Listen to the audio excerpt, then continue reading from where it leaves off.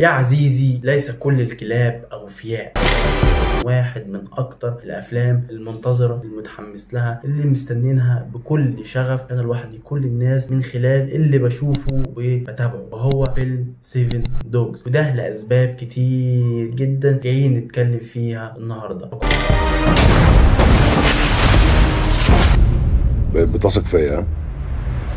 لا. فيلم 7 دوجز، اولا الفيلم ده لاهم نجمين مش بس في مصر حاليا، في الوطن العربي بالكامل، وهم احمد عز وكريم عبد العزيز. ثانيا الفيلم يعتبر هو صاحب اكبر ميزانية لفيلم في الوطن العربي على الاطلاق. الفيلم تخطت الميزانية بتاعته 40 مليون دولار، يعني تخطت 2 مليار جنيه مصري. ثالثا الفيلم مشارك فيه نجوم عالمية، وابرزهم ان فيه 2 من اهم نجوم بوليود، طبعا هما سليمان خان وسانجاي دوتا. طبعا لما شفت الاعلان كده لفت نظري النجمة الايطالية مونيكا بلوتشي. فمن الواضح ان خلال احداث الفيلم هيكون في ظهور كبير لعدد كبير من النجوم العالمية.